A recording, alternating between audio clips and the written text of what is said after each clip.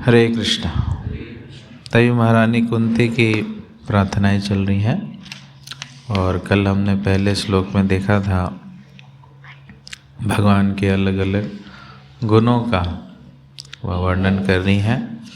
नमस्ये पुरुषम त्वाद्यम ईश्वरम प्रकृते परम अलक्ष्यम सर्वभूतानाम अंतर्बहित अवस्थितम। तो ये भगवान जो है वह परम पुरुष हैं और ईश्वर है। पुरुष भी हैं, ईश्वर भी हैं और प्रकृति से परे भी हैं। पुरुष का मतलब क्या बतलाया था? भोक्ता, है ना। बाकी जितने भी हैं सभी जीव क्या हैं? प्रकृति है, भोग्य हैं। भोक्ता एक ही है, बाकी सब भोग्य हैं। हम सब जीव भोग्य हैं। तो पुरुष और ईश्वर, ईश्वर का क्या मतलब? नियंता, कंट्रोलर, सुप्रीम कंट्रोलर। और हम सब क्या हैं? कंट्रोल्ड हैं। हम कंट्रोल्ड हैं, वो सुप्रीम कंट्रोलर है और वह किसी के कंट्रोल में नहीं है। वो सबको कंट्रोल करते हैं लेकिन उनको कोई कंट्रोल नहीं कर सकता। वो तीनों गुणों से ऊपर है, तीनों गुणों से परे हैं। प्रकृति है परम अलक्ष्यम। अलक्षण मतलब वो दिखलाई नहीं देते हैं, साधारण रूप से वो दिखलाई नहीं देते। और सभी जीवों के अंतर बहिर अवस्थितम, सभी जीवों के अंदर भी और बाहर भी हैं। तो कितने क्वालिटीज इसमें बता दिए? कितने क्वालिटीज हुए? पुरुष, आदि ईश्वर, है ना। पुरुष हो गए, आदि ईश्वरम पुरुष में आ गए, और प्रकृते परम अलक्ष्यम सर्वभूतानाम अंतर्बहिर अवस्थितम। कितने हो गए?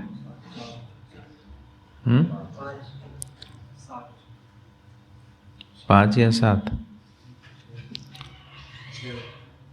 कौन कौन?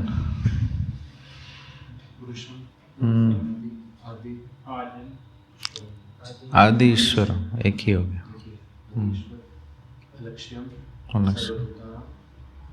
सर्वभूतानाम ये एक ही है।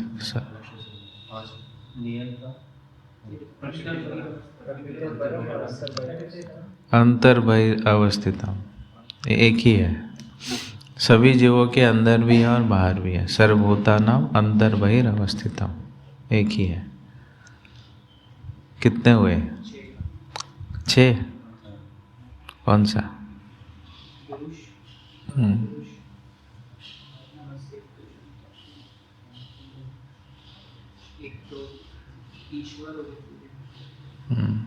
लिख के होगा, लिख रहा है कोई?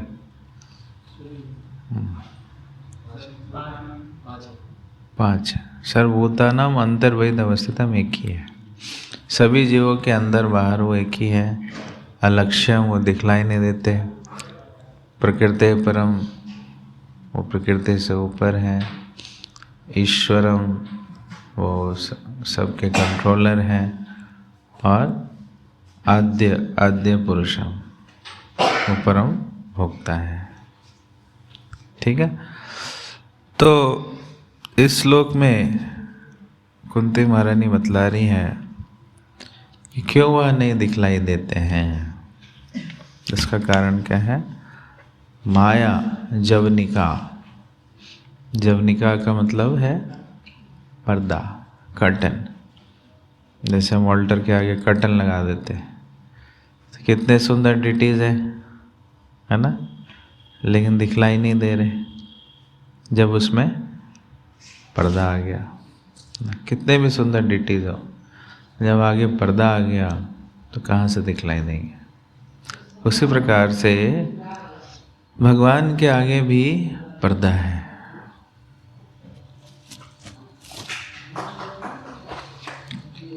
भगवान के आगे भी पर्दा है।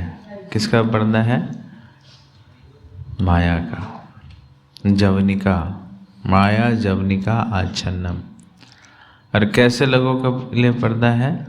अज्ञा, जो अज्ञ है। ज्ञ मतलब ज्ञान, अज्ञ मतलब जो अज्ञान, अज्ञा। अधोक्षजम, क्योंकि भगवान जो है भौतिक बोध की सीमा से परे है। अधा अक्षजम, अक्षजम मतलब हमारी इंद्रियां, अधा अक्षजम मतलब जो कि हमारी इंद्रियों से परे हैं, इसलिए अधोक्षजम। और अव्ययम है, अविनाशी है, उनका व्यय नहीं होता है, उनका नाश नहीं होता, उनका क्षय नहीं होता। बाकी हर एक चीज़ हम देखते हैं समय के साथ क्षय हो जाता है। भौतिक चीज़ें जो भी हैं एक समय के बाद क्षीण होती चली जाती है।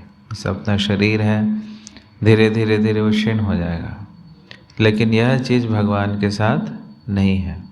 भगवान क्या है? अव्यय है, हमेशा नव यौवनम च, हमेशा कैसे रहते हैं? नए रहते हैं, नए, उनका कभी क्षीण नहीं होता है। तो इसलिए वह अव्यय है, अविनाशी है, उनका नाश नहीं होता। न लक्ष्य से, वो दिखलाई नहीं देते हैं। मूढ़ दृशा, कैसे लोगों के लिए? मूढ़ दृशा, जो मूर्ख लोग हैं। इसमें उदाहरण दे रहे हैं, नटः नाट्य धरा यथा, कि जिस प्रकार से नटा, नटा का मतलब है जो एक्टिंग करता है, एक्टर, और उसने नाट्य धरा, उसने क्या धारण किया हुआ है? कपड़े। कैसे कपड़े? नाटक वाले कपड़े। तो जिस प्रकार से अभिनेता नाटक वाले कपड़े पहन करके आ जाते हैं, तो फिर उस अभिनेता को हम नहीं समझ पाते कि वास्तविक रूप से ये कौन है, असली उसका कैरेक्टर क्या है ना। तो नाटक करने वाले आपको बहुत मिल जाते हैं, है ना। जैसे कई कॉमेडियंस हैं जो खूब हंसाते हैं, है ना, हमें लगता है कि ये लोग बहुत खुश हैं, है ना, पूरी दुनिया को हंसाते हैं, लेकिन वह अंदर से दुखी रहते हैं, तो उनका असली रूप हम नहीं देख पाते हैं, है ना। तो कई ऐसे मोटिवेशनल स्पीकर्स हैं, है ना, जो पूरी दुनिया को मोटिवेट करते रहते हैं, लेकिन खुद जो है वह डिप्रेशन में रहते हैं, नहीं। तो उनका असली रूप हमें दिखलाई नहीं देता है, वो वास्तविक रूप से क्या है। तो उसी प्रकार से भगवान का जो है असली रूप हमें दिखलाई नहीं देता है कि वास्तविक रूप से यह कौन है। तो खास करके किसको नहीं दिखलाई देता है? जो कि मूढ़ है और अज्ञ है ना, जो मूर्ख हैं, जिनको भगवान का ज्ञान नहीं पता है। लेकिन जो भगवान के विषय में जानने का प्रयास करते हैं, तो धीरे धीरे भगवान अपना पर्दा हटा देते हैं। जो जवनिका है, जिससे आच्छन्नम है, जिससे ढका हुआ है, उसको भगवान धीरे धीरे हटाएंगे। लेकिन किसके लिए हटाएंगे? जो ज्ञान में स्थित होने का प्रयास करता है। ज्ञान में स्थित होने का क्या मतलब? कग्निजेंट होना। कग्निजेंट का क्या मतलब? अवेयर रहना, है ना, कृष्णा कॉन्शसनेस। इसलिए प्रभुपाद जी ने क्या बोला है? कृष्णा कॉन्शसनेस। कृष्णा कॉन्शसनेस का मतलब to be conscious of Krishna. इसी को ज्ञान की स्थिति कहते हैं, कि जिसमें हम कॉन्शियस हैं, जिसमें हम अवेयर हैं कि कृष्ण जो है वह उपस्थित है। Krishna is present, Krishna is not absent, Krishna is present. तो यह ज्ञान जो जिसको हो जाता है, वो बहुत ही आसानी से भगवान के दर्शन कर सकता है। और जो यह सोचता है कि कृष्णा इज एब्सेंट, तो फिर उसके लिए भगवान पर्दा लगा देते हैं, है ना, फिर वो भगवान को नहीं समझ पाता है। इसलिए कॉन्शियस होना यह आवश्यक है। जितना व्यक्ति कॉन्शियस होगा, उतना वो भगवान को समझ पाता है। तो इस भौतिक इंद्रियों से हम भगवान को नहीं समझ सकते। जैसा कि श्रील रूप गोस्वामी जी भी बतलाते हैं क्या, अतः श्री कृष्ण नामादि ना भवेद ग्राह्यम इंद्रिय ही सेवन मुखे ही जीवादो स्वमेव स्फुरति यदा। कि भगवान श्री कृष्ण का नाम रूप गुण लीला इन भौतिक आँखों से, इन भौतिक इंद्रियों से हम ग्रहण नहीं कर सकते हैं, क्योंकि वो दिव्य धरातल पर है और ये जो इंद्रियां हैं अभी अशुद्ध अवस्था में है, भौतिक अवस्था में है, इसलिए वह दिव्यता को परसीव नहीं कर सकते। इसलिए जब वह इंद्रियां शुद्ध होंगी तब जा कर के हम भगवान की दिव्यता को समझ पाते हैं। लेकिन तो उसके लिए क्या उपाय बतलाया गया है, सेवन मुखे ही जीवादो। सेवन मुख होकर के हम भगवान को समझ सकते हैं।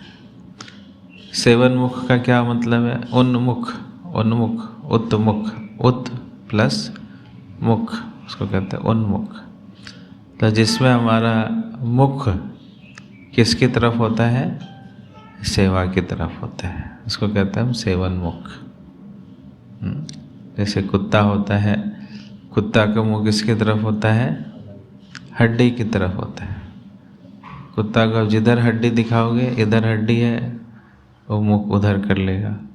फिर उसको दिखाओगे इधर हड्डी है, उधर मुख कर लेगा। उसके पीछे ले जाओ हड्डी, फिर घूम जाएगा पीछे और लगा ये हड्डी है ना। तो उसका कहता है हड्डी उन्मुख, है ना। कुत्ता क्या है, हड्डी उन्मुख, है ना। तो भक्त जो होता है वो सेवन मुख होता है ना। सेवन मुख का मतलब कि जहाँ पे सेवा है वहीं उसका मुंह हो जाता है ना। सेवा जैसे भी है, जहाँ भी है, अपने आप मुंह उसका उधर चला जाएगा। अच्छा इधर सेवा है इधर करो, इधर सेवा है इधर करो, इधर सेवा है इधर करो। तो वो ललायित रहता है किसके लिए, सेवा के लिए। Is always eager to serve. किसकी सेवा, भगवान और वैष्णवों की सेवा। जितना वो भगवान और वैष्णवों की सेवा करेगा उतना तेजी से उसकी आध्यात्मिक प्रगति होती है डिवोशनल सर्विस में ना। जितना वो सेवा से भागेगा, कटेगा, अरे इधर सेवा, चलो साइड मारो, कट्टी करो, निकलो इधर से, पतली गली से स्लिप कर जाओ, पता तो चल ही जाता है सेवा है। शुरू में हो सकता है हमें पता न चले, लेकिन जैसे जैसे हम पुराने हो जाते हैं भाप जाते हैं कि इधर सेवा का माहौल बन रहा है। तो आते सही वक्त पे एंट्री मारा जाएगा, अभी निकलते हैं इधर से। है ना। तो उस कारण जो है हम वंचित रह जाते हैं, है ना। सेवा किसी को मिलती है तो बहुत बड़ी बात है। सेवा को हमें कृपा के रूप में देखना चाहिए। कैसे पता चलेगा कि किसी के ऊपर कृपा हो रही है या कृपा नहीं हो रही है ना। ये मापदंड है।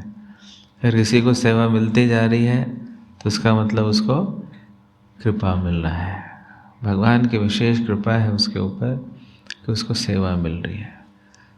और जिसको सेवा नहीं मिल रहा है, कोई उसको पूछ ही नहीं रहा है, या उसका परसेप्शन बना हुआ है कोई फ़ायदा नहीं है इसको सेवा देने का, कुछ तो होगा नहीं। तो इस प्रकार से हम अपनी छवि बना रखी है कि लोग कतराते हैं हमें सेवा देने से, कि उसको सेवा दे दो चला जाएगा पेंडिंग में। अभी बोलो तो 10 बार उसका फॉलोअप करना पड़ेगा। प्रभु हुआ कर कर के व्यक्ति परेशान हो जाता है। फिर लगता है कि जैसे एहसान किया गया है ना। कि आपको प्रभु मैंने से वो जिसको सेवा दिया, सेवा करके 10 बार जताएगा, प्रभु 1 महीने पहले इस तारीख को, इस डेट को मैंने आपके लिए प्लेट लगाया था। याद है? भूल गए वो दिन जब आप भूखे आए थे? तो किसने आपके लिए प्लेट लगाया था? याद है? तो जिसको सेवा याद रह गई और उसको नोट कर रहा है वो कि उस दिन हम वहाँ गए, उस दिन ये किया, मैंने ये किया, ये सब कुछ भूल गया, क्या मतलब है ना? तो फिर ये सेवा नहीं हुआ, है ना? सेवा का मतलब है कि आपने सेवा किया और आपको याद भी नहीं है ना? याद भी नहीं मतलब आप उसको जता नहीं रहे हैं किसी के ऊपर, इसका यह मतलब है कि मैंने इतनी पुस्तकें बांट दी, मैंने इतना कलेक्शन किया, मैंने इतना कार्टन उठाया बस के ऊपर रखा, है कि नहीं? मैंने इतना कुकिंग किया, इतनी चपाती बनाई, है ना? अगर आपको याद रह रहा है सारी चीज़ें तो फिर वो सेवा नहीं हुआ, है कि नहीं? फिर वो भगवान की प्रसन्नता के लिए नहीं था, तो किसके लिए था? अपनी प्रसन्नता के लिए। तो सेवा का मतलब ही है भगवान की प्रसन्नता, कि जब तक उसे भगवान की प्रसन्नता नहीं है तो फिर सेवा नहीं कहलाता है ना? तो सेवन मुख होने का मतलब है कि हमें सेवा की तरफ आकर्षित होना है और आकर्षित हो करके निष्काम भाव से सेवा करने का प्रयास करना है। कि सेवा ढूंढते हुए आपके तक पहुंच जाए तो बहुत अच्छी बात है, इसका मतलब भगवान की विशेष कृपा है। और सबको सेवा करने का अवसर भी प्राप्त नहीं होता है ना? दुनिया में इतने लोग हैं, कितने लोगों को सेवा करने का अवसर प्राप्त होता है ना? तो इसलिए जब भी हमें जिस प्रकार की भी सेवा मिले तो उसमें पहले यह समझना चाहिए कि भगवान की विशेष कृपा है, भगवान का धन्यवाद करना चाहिए। जिस वैष्णव के माध्यम से हमें सेवा मिल रही है उसका 2 बार धन्यवाद करना चाहिए, है ना? कि इनके आपकी कृपा से मुझे सेवा प्राप्त हो रही है ना? तो इस भाव से अगर हम सेवा करेंगे तब हम भगवान की अनुभूति करते हैं। भगवान की अनुभूति करने का क्या मतलब है? कि हम भगवान के ऊपर निर्भरता को देख सकते हैं कि हम कितने भगवान के ऊपर निर्भर हैं। फिर भगवान किस प्रकार से हमारी सहायता करते हैं ये भी देख सकते हैं ना? कई बार उस सेवा के योग्य नहीं भी होते हैं लेकिन हमें वो सेवा दी जाती है, फिर भी वो सेवा होती है ना? तो कैसे ये हो पा रहा है? तो इसमें भगवान सहायता करते हैं। इसलिए चैतन्य चरितामृत में कहा गया, मुखम करोति वाचालम पंगम लंघयते गिरिम यत् कृपा तमहम वन्दे श्री गुरु दीनता। जो गूंगा व्यक्ति है वह भी बोलने लगता है, जो लंगड़ा व्यक्ति है वह भी पहाड़ लांघ जाता है। न केवल बोलने लगता है बल्कि पहाड़ लांघ जाता है जो लंगड़ा व्यक्ति है कि नहीं, जिसके ऊपर भगवान की विशेष कृपा है। तो देख पाते हैं कि ऐसे ऐसे भक्त भी बहुत कुछ कर पाते हैं जिनकी हम कल्पना भी नहीं कर सकते थे कि वो ऐसा कैसे कर पा रहे हैं, है ना? तो भगवान की शक्ति किस प्रकार से एक कृपा प्राप्त भक्त के ऊपर एक्ट करती है ना?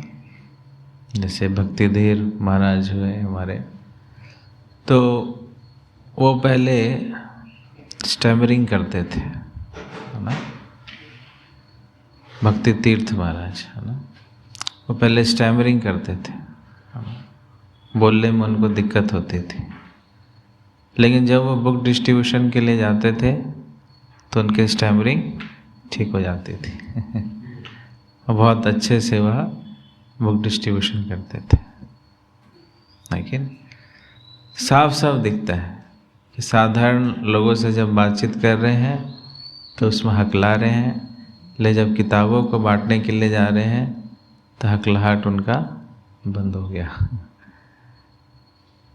ऐसे बहुत सारे उदाहरण हैं कि जिन्होंने हिंदी माध्यम से पढ़ाई किया, 8वीं क्लास तक पढ़े, अंग्रेजी बिल्कुल नहीं आता था, लेकिन विदेशों में जाकर अंग्रेजी भाषा में प्रचार कर रहे हैं। लेकिन तो बहुत सारे ऐसे इंसिडेंसेस हम व्यवहारिक जीवन में हम देख पाते हैं कि जिसमें भगवान की विशेष कृपा हुई भक्तों के ऊपर। तो इसलिए भगवान खुद भगवद गीता में कहते हैं, तेषां सतत युक्तानां भजताम प्रीतिपूर्वकम ददामि बुद्धि योगम तम येन माम उपयान्ति ते। कि अगर कोई व्यक्ति मुझसे सतत होकर के, युक्त होकर के मेरे भजन में लगा है, मेरी सेवा में लगा है, तो फिर मैं उसको क्या देता हूँ? बुद्धि देता हूँ ना। और अनन्य चिंतयन्तो माम ये जना परिपासते तेषां नित्य अभियुक्तानां योगक्षेमं भाव्य।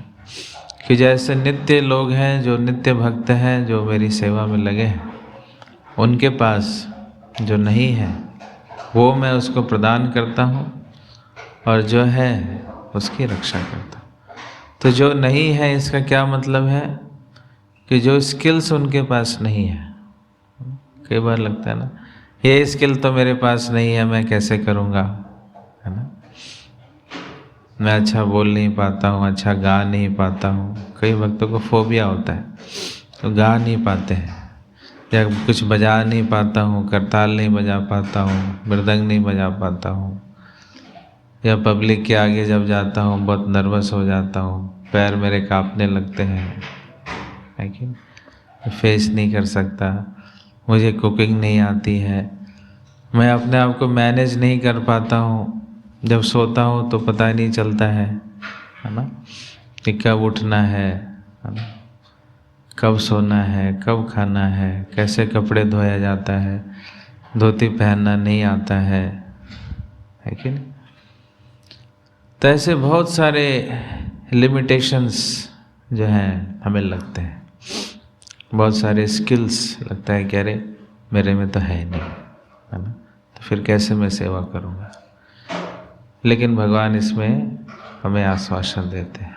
क्या आश्वासन देते हैं? कि जो आपके पास नहीं है उसको मैं क्या करूँगा? दूंगा। वो भगवान देंगे। एक तो बुद्धि देंगे, और दूसरा जो रिक्वायर्ड स्किल्स है वो भी देंगे। Will give everything. तो इसलिए भगवान की कृपा को आकर्षित करने का हमें प्रयास करना चाहिए, ना कि इसके लिए लैमेंट करना कि मुझे तो ये नहीं आता, मेरे अंदर स्किल नहीं है, या ये नहीं है, वो दे। तो वह जो है हमें कृपा को पूर्ण रूप से आकर्षित करने में बाधक बनता है ना। तो जो प्राइमरी है, जो मुख्य चीज़ है, उस पर हमें ध्यान देना चाहिए। समझ आ रहा है? तो सेवन मुखे ही जीवादो। तो सेवा की शुरुआत जो होती है वो कहाँ से होती है? जीवा से होती है। जीवा आदो, आदो मतलब बिगनिंग, ये बिगनिंग है जीवा। जीवा का जो है बहुत ही बड़ा रोल है हमारे आध्यात्मिक जीवन में। तो जीवा के 2 कार्य बताए जाते हैं। पहला है कि वह चखता है, वो खाता है, और दूसरा बोलता है। तो ये दो चीज़ें अगर इसको हम भगवान की सेवा में लगा दें, कि चखना मतलब क्या खाना? केवल और केवल प्रसाद खाना, प्रसाद के अलावा कुछ भी नहीं खाना। कोई भी चीज़ ऐसी ना हो जो कि भगवान को बिना भोग लगाए खाए। तो जो भी खाएं हम क्या खाएं? प्रसाद खाएं, भगवान को भोग लगा हुआ ही खाएं। ये जो है बेसिक तो हमें मजबूती के साथ या इसको बहुत ही स्ट्रिक्टली पालन करना चाहिए। पहले चेक करें कि वह भोग लगा है कि नहीं। ऐसा नहीं कि जो सामने आया खा लो, प्याज लहसुन नहीं है इसमें, कोई बात नहीं, खा लेते हैं। तो इस प्रकार से हमने बहुत सारी चीज़ें पहले खाई हैं, है ना। और अब जो है हैंस फॉरवर्ड हमें वह चीज़ें नहीं खानी चाहिए जो कि भगवान को भोग लगा हुआ नहीं है ना। तो इंश्योर करें कि ये भोग लगा है कि भोग नहीं लगा। अगर नहीं लगा है तो फिर क्या करें? फिर छोड़ो, हटाओ। हाँ, कोई नहीं भोग लगाता क्योंकि भोग नहीं लगा है। नहीं तो भोग नहीं लगा तो हमें क्या करना है? भोग लगाना है। खाने की इच्छा सबकी है, लेकिन भोग लगाने का कष्ट नहीं कर सकते। कोई भोग लगा के दे दे, हरि बोल, हरे कृष्णा कृष्णा कृष्णा हरे हरे, हरे राम राम राम हरे। कोई भोग लगा के दे दे तो हम खा लेंगे, नहीं भोग लगाए चलो नहीं खाएंगे। नहीं तो ये भी क्या है? हरे कृष्ण हरे कृष्ण। ये भी क्या है कि अगर भोग लगा के देगा तो फट से खाएंगे, अगर भोग लगा के नहीं देगा तो नहीं खाएंगे। ये कैसी भावना है?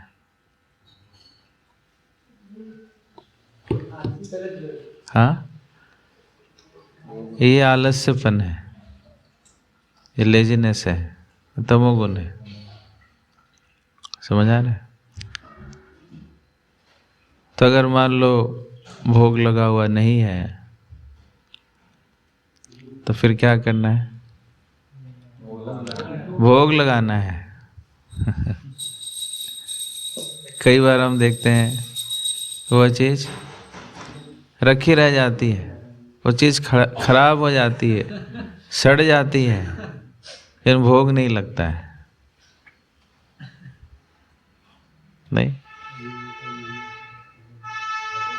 ये तमोगुण है। हम कैसे भक्त हैं जो भोग भी नहीं लगा सकते?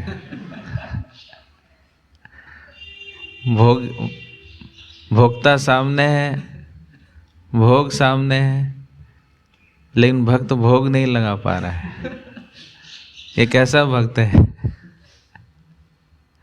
ना? भगवान भी क्या सोचते होंगे? किससे पाला पड़ गया, मुझे खिला ही नहीं रहा, मैंने इसको दिया है खिलाने के लिए। नहीं, कई बार देखते ना ऐसा, फ्रूट्स रखे हुए हैं, ड्राई फ्रूट्स रखे हुए हैं, लड्डू रखा है, पेड़ा रखा है, सब कुछ है, लेकिन भगवान को कोई खिला नहीं पा रहा है। कोई खिला के दे दे तो हम खा लेंगे, लेकिन भगवान को खिलाएंगे नहीं। ये कितनी बड़ी विडंबना है। नहीं तो ये तो हम सिद्धांत फॉलो कर लेते हैं कि जो भी खाएंगे प्रसाद, लेकिन प्रसाद बनाने में सहयोग नहीं करेंगे।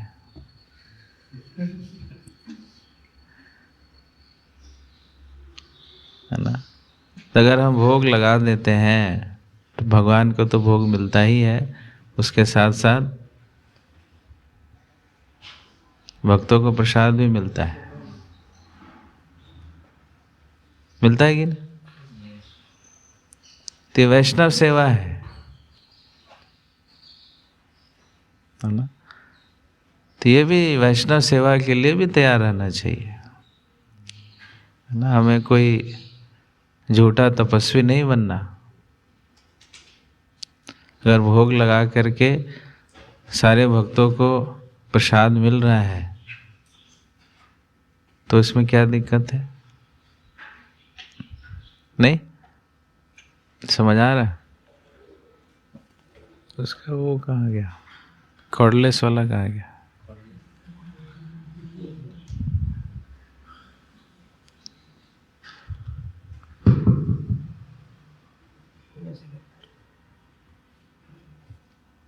हरे कृष्ण।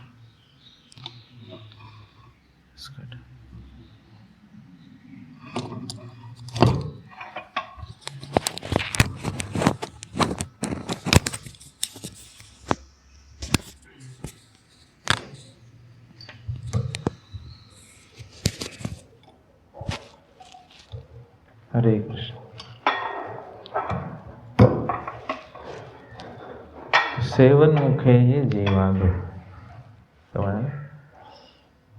तो जीवा में हमें सिर्फ प्रसाद ग्रहण करना है और भक्तों को प्रसाद खिलाने में भी हमें अग्रसर, खाली भगवान को तो खिलाते ही है, भक्तों को भी खिलाने में हमें अग्रसर आगे रहना चाहिए। ऐसा वेट नहीं करना कि कोई आकर के मुझे खिलाएगा। समझ आ रहा है? तो भगवान की सेवा वैष्णवों की सेवा, जितना वैष्णव सेवा करेंगे उतने जल्दी भगवान जो है वो प्रसन्न होते हैं। भगवान खुद कहते हैं कि जो मेरा डायरेक्ट सेवा करता है और जो मेरे वैष्णवों की सेवा करता है, तो जो मेरा वैष्णव की सेवा करता है उससे मैं जल्दी प्रसन्न होता हूँ। तो मेरा डायरेक्ट करता है उससे जल्दी प्रसन्न नहीं होता हूँ, है ना? सेवन मुख जीवादो। दूसरा कार्य क्या है जीवा का? बोलना। क्या बोलना? बोलना तो है, मुंह तो बंद नहीं रख सकते, है कि कुछ ना कुछ तो बोलेंगे।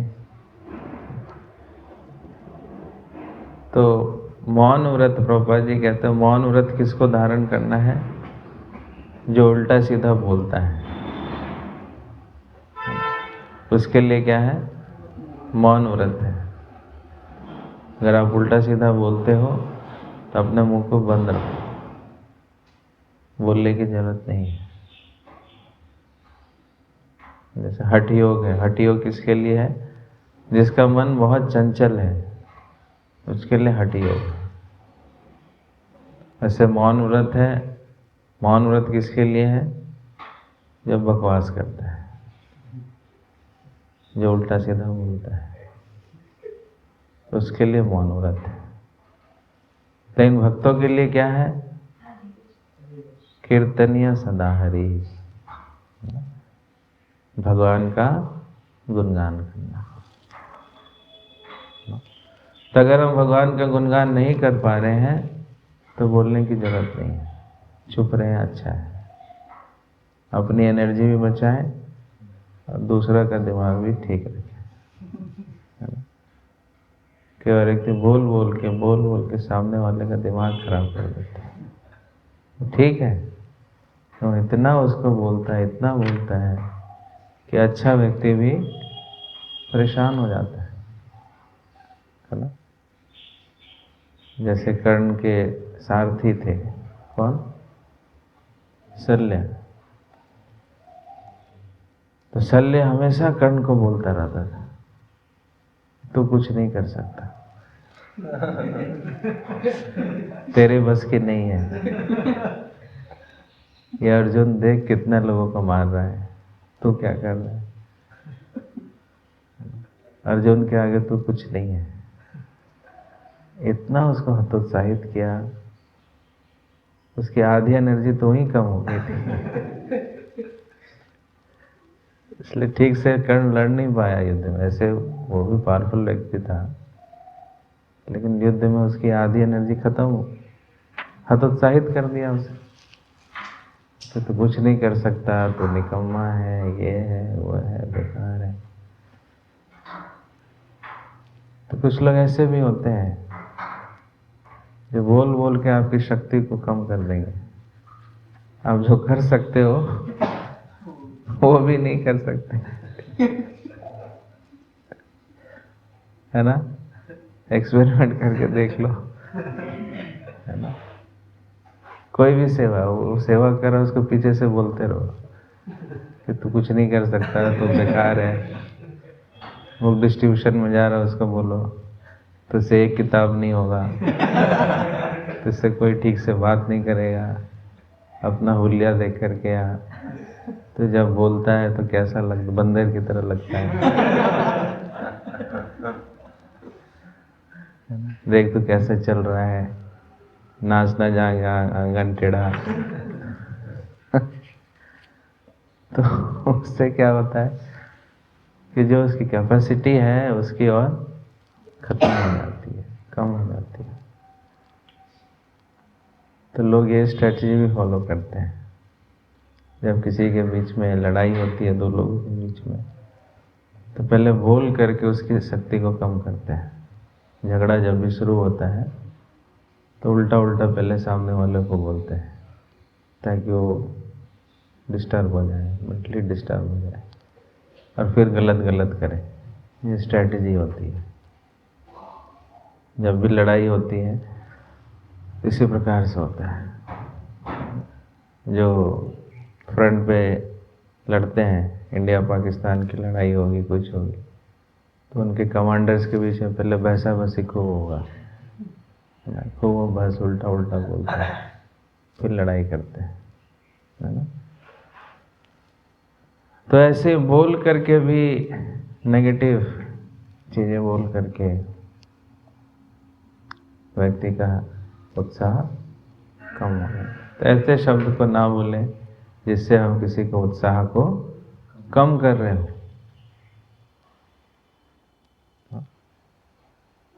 फिर बोलना कैसे है? जैसे जामवंत ने बोला।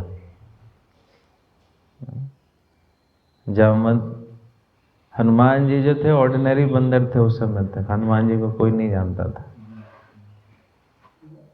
जब उस टीम में गए तो हनुमान जी को उतना पता नहीं, बस नॉर्मल बंदर थे, सारे बंदर थे तो वो भी एक बंदर थे उस टीम में। लेकिन जामवंत ने बोलना शुरू किया कि ये कोई साधारण नहीं है, ये इतना शक्तिशाली है, और यह तो सूर्य को निगलने का प्रयास कर रहा था। इसमें ऋषियों मुनियों ने इतना इनको वरदान दिया हुआ है, ये है वो है, ये लंका जाना क्या है इसके लिए, तो कुछ भी नहीं है, ये तो एक छलांग में लंका पहुंच जाएगा, सब कर लेगा।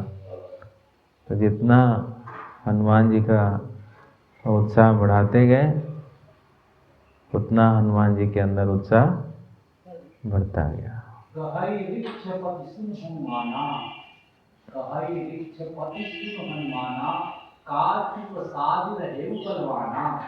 पवन तनय बल पवन समाना, बुद्धि विवेक विज्ञान निधाना। कवन सुकाज कठिन जग माही, जो नहीं होई काज तुम पाही। राम काज लगी तब अवतार, सुनतहि भय पर्वत। हरि बोल। एग्जैक्ट प्यार पढ़ दिया।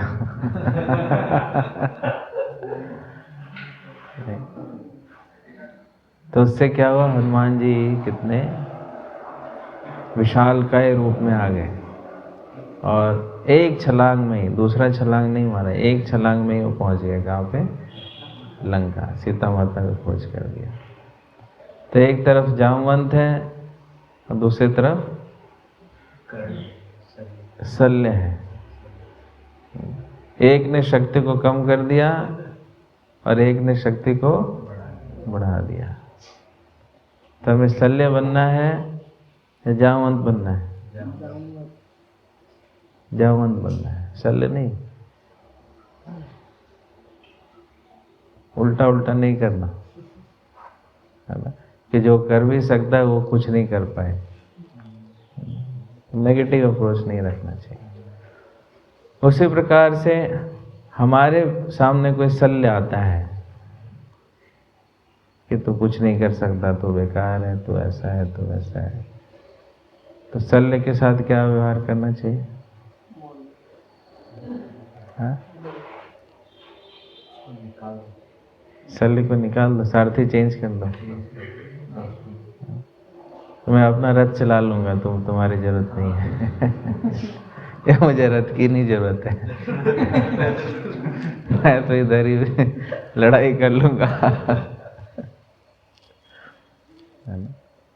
तो ऐसे लोगों से हमें दूरी बना के रखना चाहिए। या फिर वो ऐसा क्यों कह रहा है? क्योंकि वो भी कुछ नहीं कर पाया अपने जीवन में।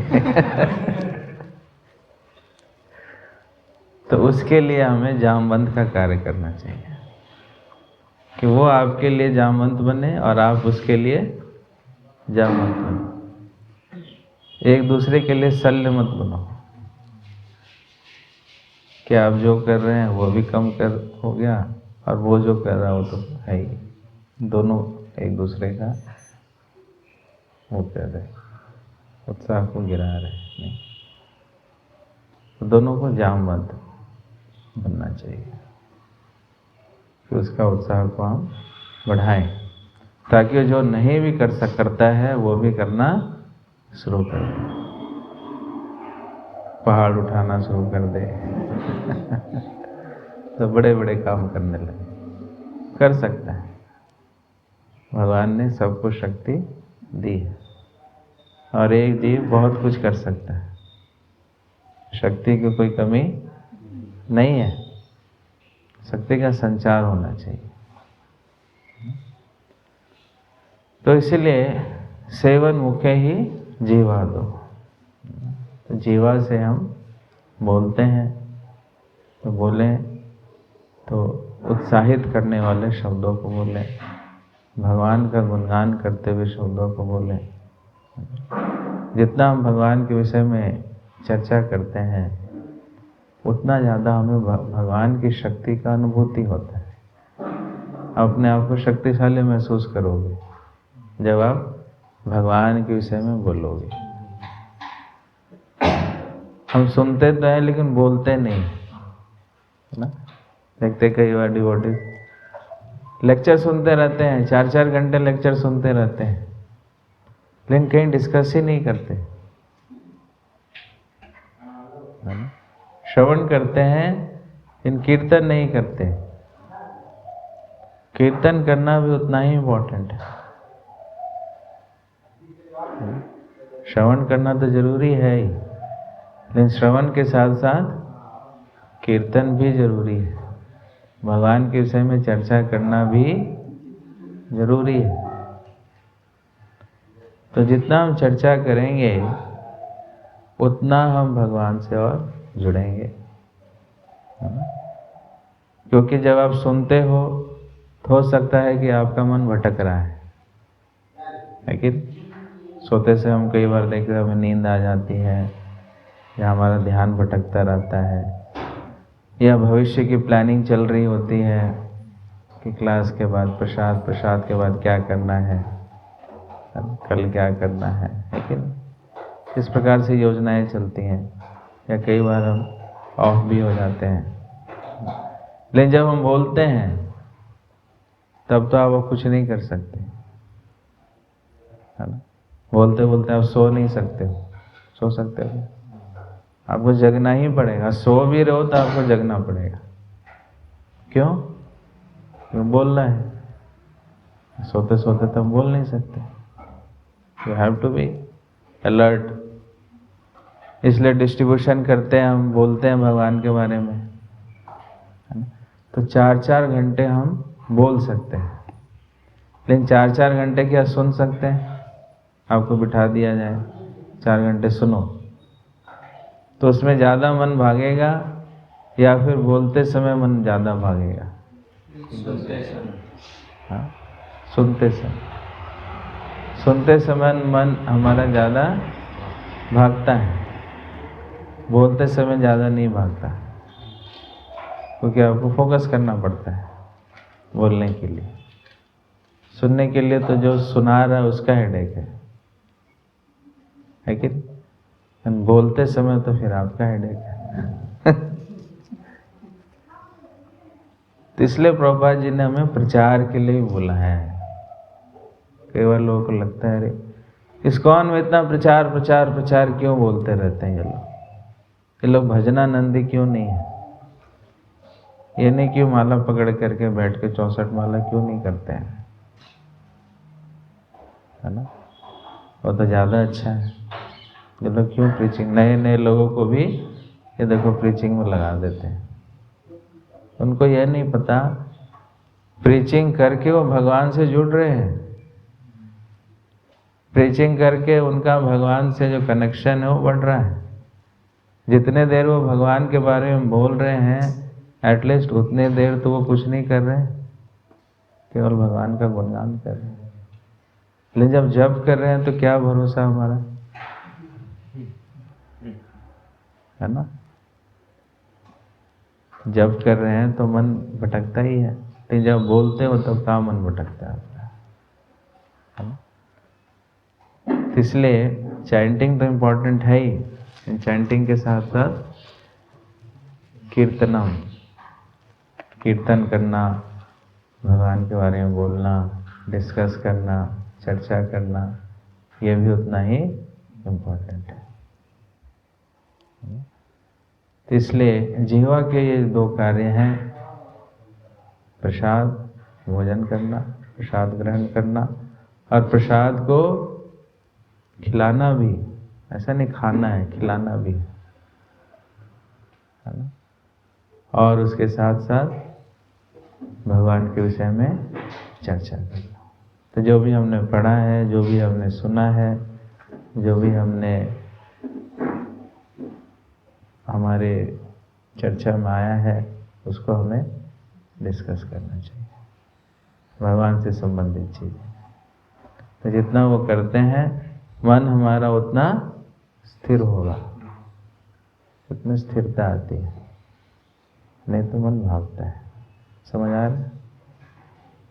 ओके, किसी कोई प्रश्न इसमें? अभी जैसे मेरा आचार्य ने बताया है नाम में जो जीवे दया वैष्णव के लिए प्रीचिंग के लिए चैंटिंग ने बताया, इसमें किस तरह का बैलेंस होना चाहिए? क्योंकि कई बार चैंटिंग या फिर कई बार चैंटिंग ठीक नहीं होगी, प्रीचिंग कई बार वैष्णव सेवा, किस तरह का हम बैलेंस रखें, दिन को शेड्यूल को डालें, ये सब चीज़ें हम कर पाएँ। सब एक दूसरे से इंटर रिलेटेड है ना? नाम में रुचि होगी तो वैष्णव सेवा और जीवे दया ये भी अच्छा होगा।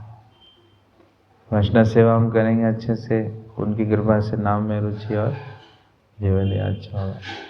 जीवे दया अच्छा से करेंगे तो नाम में रुचि होगी और वैष्णव सेवा। ये तीनों एक दूसरे के साथ संबंधित हैं, इंडिपेंडेंट नहीं है, कॉम्प्लीमेंट करते हैं एक दूसरे को, कट नहीं करते।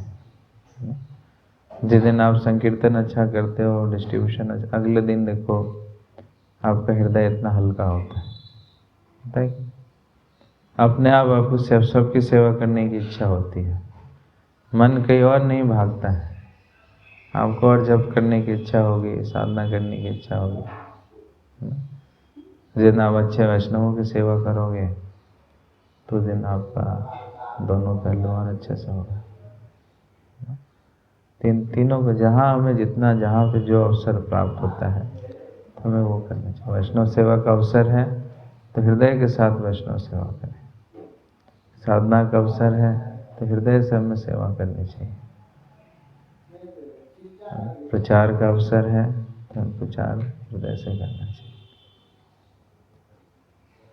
प्रचार कर रहे उस समय आप साधना करने लगो, मतलब जो जिसका टाइम है, एक्टिविटी है, उस समय वो करना। वैष्णव सेवा के समय सब सेवा कर रहे हैं, हम बैठ के जब करें, प्रसाद में डिस्ट्रीब्यूशन करना है उसमें एक हाथ से माला कर रहे हैं, एक हाथ से खर्ची चला रहे हैं, है ना? ऐसे नहीं। तो जो आप जिस समय में कर रहे हैं, अगर साधना करनी है तो उस फील्ड में मत जाओ जहाँ पे सेवा चल रही है। हरे कृष्णा कृष्णा कृष्णा, प्रभु जी ये करो वो करो कर। आपको जब ही करना है तो थोड़ा साइड होके जब कर लो। ये मत दिखाओ कि मेरा जब नहीं हुआ, नहीं। और ये नेगेटिव एग्जाम्पल मत दो कि ऐसे भी हम जब कर सकते हैं। दोनों चीजें हो गई ना। कितना, दोनों हाथ में लड्डू, सेवा भी चल रही है और माला भी चल रही है, और इससे अच्छा क्या हो? नहीं, सब कुछ हो रहा है, कुछ भी नहीं रुक रहा है मेरा, देख लो। एक ही साथ में सब कुछ हो रहा है, माला भी हो रहा है, सेवा भी हो रहा है, प्रचार भी हो रहा है, मल्टी टास्किंग डिवोटी, है ना? हम कहीं भी कुछ भी किसी भी अवस्था में कर सकते हैं। So this is wrong practice. अब सेवा कर रहे हैं, कीर्तन करते हुए सेवा कीजिए, जप करते हुए सेवा नहीं। ठीक है, कीर्तन करते हुए चलेगा, लेकिन जप करते हुए नहीं चलेगा, है ना? तो जो जो परिस्थिति है जहाँ पर हम हैं, वहाँ उस समय हमें वही चीज करना है। ठीक है। हरे कृष्ण। तो ये आपने स्टार्टिंग में बोला था कि जो भक्त होते हैं और सेवा में होते हैं, तो हम जैसे हम भक्तों के संग में आते हैं तो कई बार सेवा मिलती भी है तो आलसी हो जाते हैं। तो वहाँ पे जब समझ नहीं आता कि कैसे तो इतने मुश्किल से संग मिलता है, तो फिर वहाँ पे कैसे सेवा का बात कैसे आएगा? इसलिए तैयारी के साथ हम भक्तों के संग में आए, अपनी कंडीशनिंग के साथ ना आए तो पहुंच गए, देखो मैं आ गया,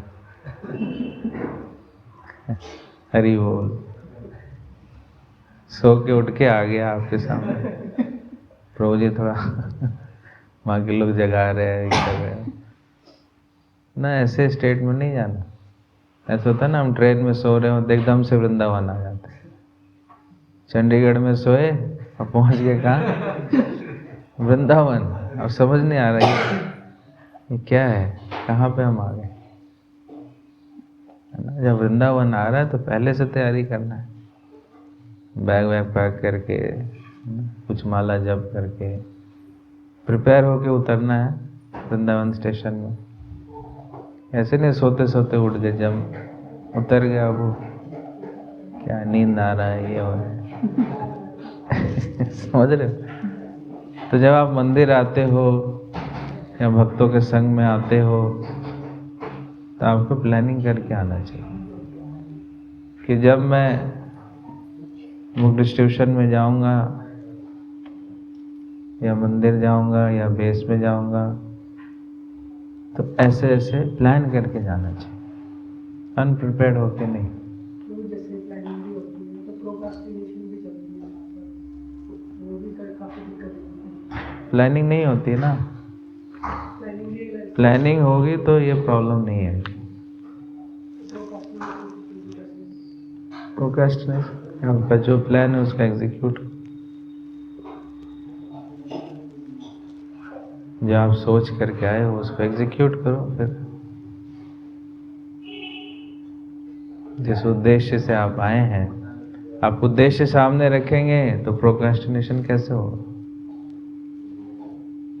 जब आपको पता है ये चीजें करनी है, इतना ही मेरे पास टाइम है, तो फिर मैं कैसे प्रोक्रास्टिनेट करूँगा? और फिर भी दिक्कत आ रही है तो फिर हमें भक्तों का सपोर्ट लेना चाहिए, किसी भक्त को साथ में रखना चाहिए। प्रभु हेल्प मी आउट, एकाकी आमान नहीं पाए, कि मुझे अकेले में शक्ति नहीं है, आप मेरी सहायता करें। जब वो सहायता दे रहे हैं कर रहे हैं तो उसको एक्सेप्ट करना चाहिए, ऐसा नहीं क्या प्रभु अभी साइड हो जाओ, मैंने बोला था पहले लेकिन अभी मूड नहीं है, अभी साइड हो जाओ। ये मांगो, जब आपने हेल्प मांगा है, जो हेल्प दे रहे हैं तो फिर उसको एक्सेप्ट भी करना चाहिए, है ना? ओके।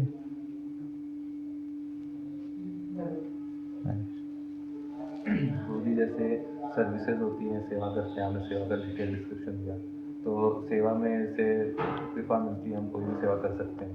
लेकिन कई बार ऐसा प्रतीत होता है कि जो सेवा मिली है वो बहुत ज़्यादा एंग्जाइटी, डिप्रेशन या फिर फ्रस्ट्रेट हो रहा है वो उस चीज़ में, तो उसको शेयर करना चाहिए या फिर उसको उस चीज़ को, उस सिचुएशन को लेके चलना चाहिए जिसमें कृपा ज़्यादा है तो आगे ठीक हो जाएगा। जैसे कि शास्त्र में वर्णन आता है कि लग रहा पहाड़ चढ़ गया, ऐसे हो गया, तो इस सिचुएशन में कैसे हैंडल करना चाहिए? जो भी अगर कौन फ्रस्ट्रेट हो रहा है? अगर कोई भी सेवा में फ्रस्ट्रेट हुए, सर्विस आ रही है, एंग्जाइटी आ रही है, तो शास्त्र में ऐसा वर्णन है कि सर्विस जो कृपा जीवन पावनों में मिलती है साथ में, तो हम उसको पार कर जाएंगे। और दूसरा ये है कि हम उसको शेयर करें, बताएं सीनियर से, बोलें कि हमसे हो नहीं पा रहा है, तो हाँ, तो हो नहीं पा रहा तो फिर हमें क्या अप्रोच करना चाहिए? डिस्कस तो करना ही चाहिए ना। बल्कि शास्त्रों में भी वर्णन है इसका कि वो तो एम्पावरमेंट शास्त्रों में यह थोड़ी कहा गया आप डिस्कस मत करो। ये कहाँ से आपने सुन लिया? यही तो कृपा है, उसी बहाने आप डिस्कस तो कर रहे हो, नहीं तो ऐसे कहाँ डिस्कस करते हो? इसी बहाने आप भक्तों का संग तो कर रहे हो, नहीं तो करते ही नहीं, जरूरत ही नहीं। I am self sufficient, I am self made man, मुझे बनाने वाला मैं खुद हूँ।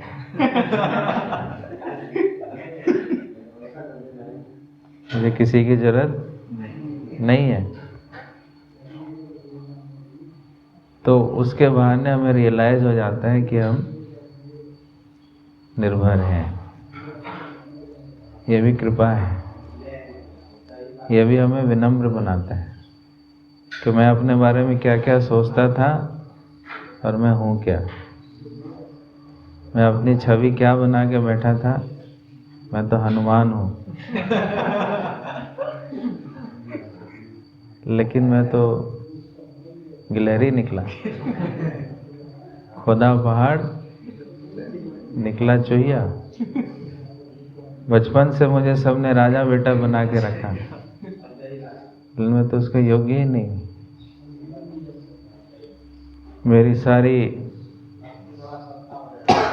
अक्कड़ निकाल दी गई है कि ये तो अच्छी बात है। सेवा में जितना परेशान हो रहे हैं बहुत अच्छी बात है, हमारा असली चेहरा सामने आ रहा है। नहीं तो लोग अपने बारे में पता नहीं क्या क्या सोच लेते हैं। मैं इतना बुद्धिमान हूँ, मैं इतना शक्तिशाली हूँ, मैं जेम्स बॉन्ड हूँ, क्या क्या नहीं सोच लेते। जब सेवा में पढ़ते हैं तब पता चलता है, रे तो कुछ भी नहीं हो, कुछ हो ही नहीं रहा, तो फिर मुझे हेल्प चाहिए। फिर हम सीनियर डिवोटी के पास जाते हैं, अप्रोच करते हैं, है ना?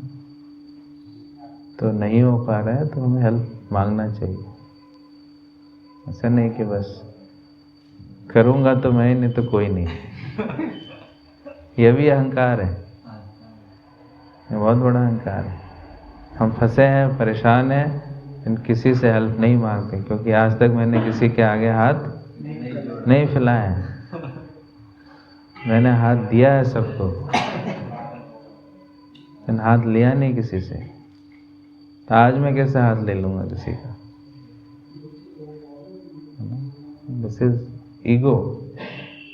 ईगो है और कुछ नहीं है ना? ये तो भगवान की कृपा है कि आप सेवा नहीं कर पा रहे हैं, फंस रहे हैं, तो इसी बहाने आप भक्तों से डिस्कस करते हैं, चर्चा करते हैं। इसी बहाने कुछ चर्चा तो होती है, नहीं तो कोई भक्त के पास जाएगा ही नहीं, सब अपने आप में मस्त है। नहीं, ठीक है। तो इस भक्तों का जो हेल्प सपोर्ट गाइडेंस है, एम्पावरमेंट है हमारे लिए। हाँ, फिर आप डिस्कस करेंगे, चर्चा करेंगे, फिर आप देखेंगे कैसे अपने आप रास्ता निकलता है। क्योंकि हम उतना नहीं सोच सकते बाकी जितना सोच सकते हैं। हमारी दृष्टि उतनी विकसित नहीं है। जहाँ तक हम देख सकते हैं वहीं तक देख पाते हैं, लेकिन किसी का विजन और भी बड़ा हमसे, वो दूर तक देख सकता है। और भी उससे बड़ा विजन है किसी का, वो और दूर तक देख सकता है। नहीं क्लियर?